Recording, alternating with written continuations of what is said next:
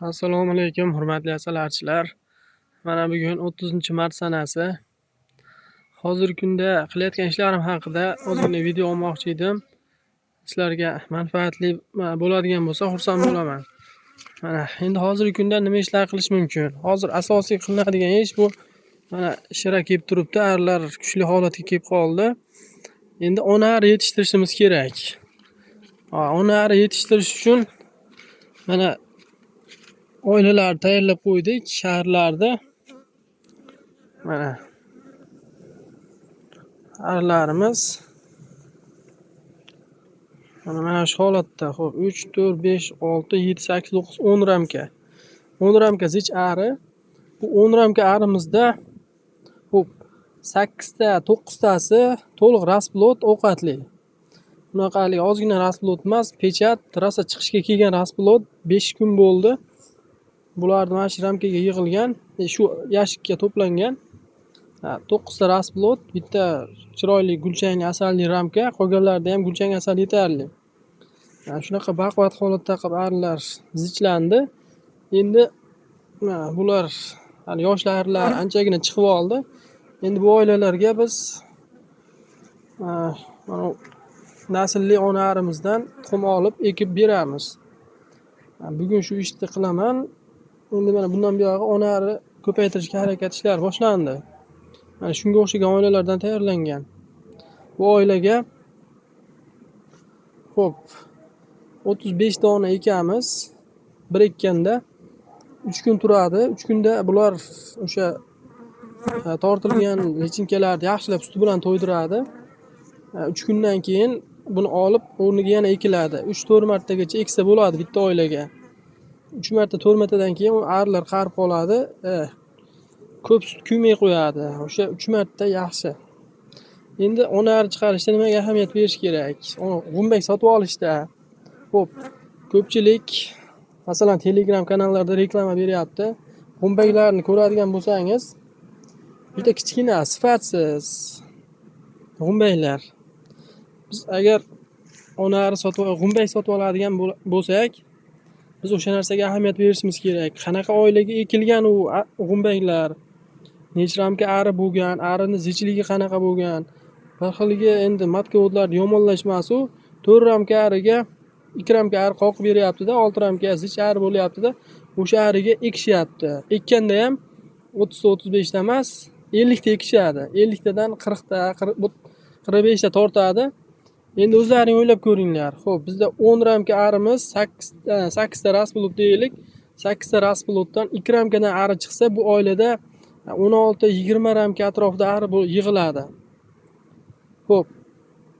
Endi hisoblab ko'ringlar. 16-20 ramka atrofida ari tortgan g'umbak qay darajada sifatli bo'ladi-yu, 4 ramka arimiz tortgan g'umbaklar qay darajada sifatli bo'ladi.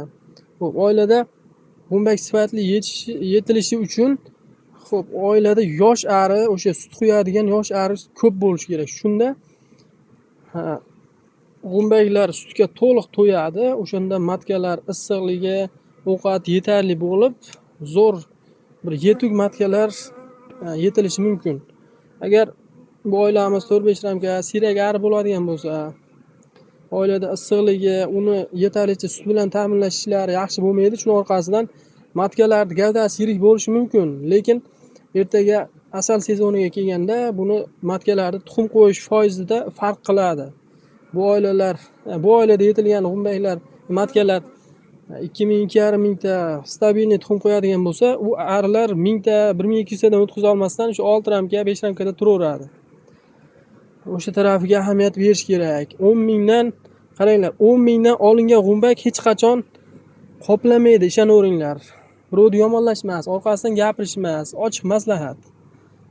Masalan, shu oilada yetilgan g'umbakni men 20 mingdan sotgani, juda xursand bo'lib sotmayman. Ozgina arzon bo'lib qoladi. Chunki bu oilaga sarf qilingan, masalan, bu kunda kunora asalli sita qilib berilyapti.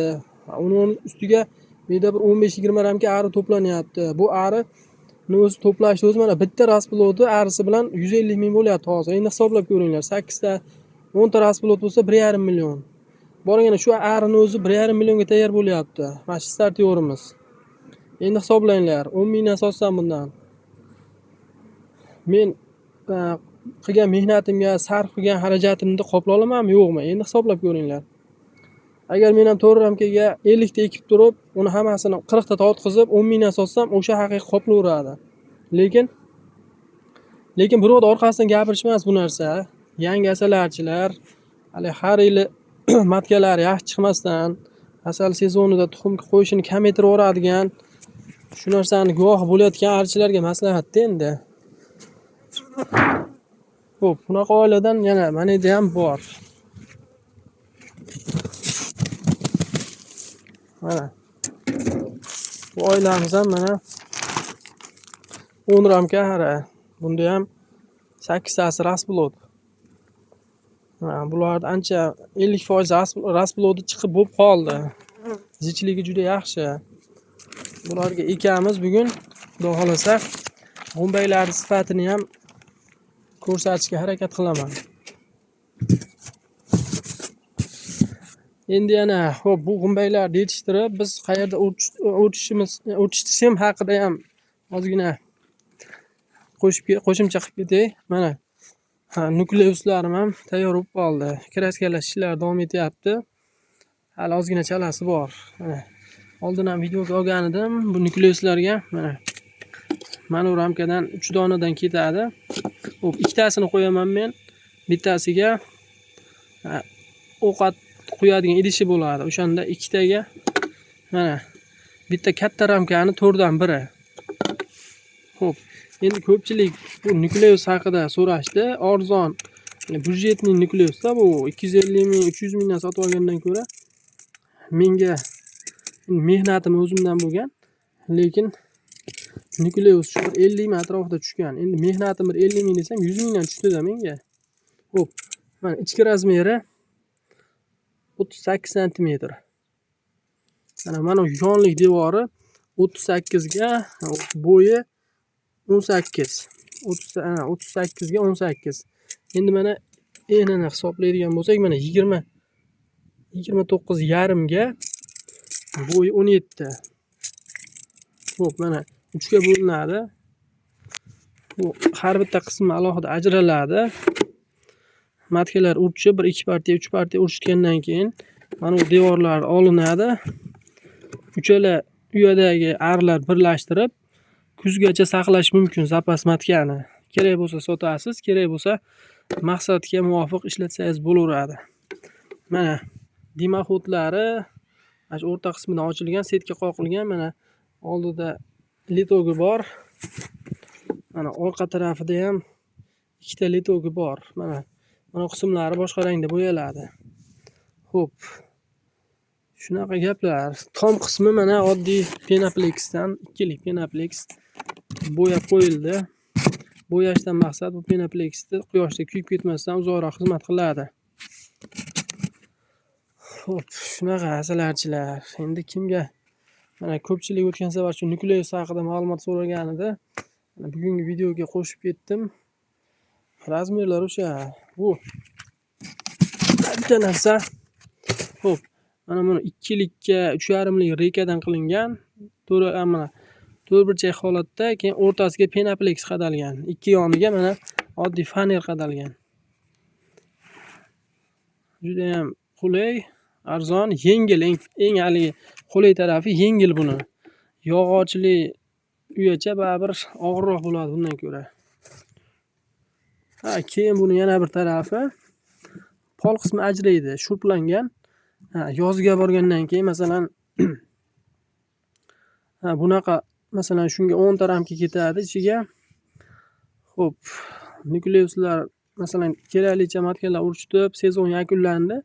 Bunaqada 10 ta bo'ladigan bo'lsa, asal sezoniga kelgandan keyin mana buni polini olib tashlab turib, mana yana bitta yashikni buni ustiga qo'ysa ham bo'ladi. O'shanda bizda xo'p 20 ta kichkina ramkada ar bo'ladi. Bu degani bir 3-4 ramka arini saqlasa bo'ladi-da, shunda bemalol. Hattoki asal ham olish mumkin. Bemalol agar qishga ham kirgizib yuborsa bo'laveradi. Xotirjam qishlab chiqishadi. Mana endi o'tganliklarimdan ikkitasi qishlab ham chiqdi.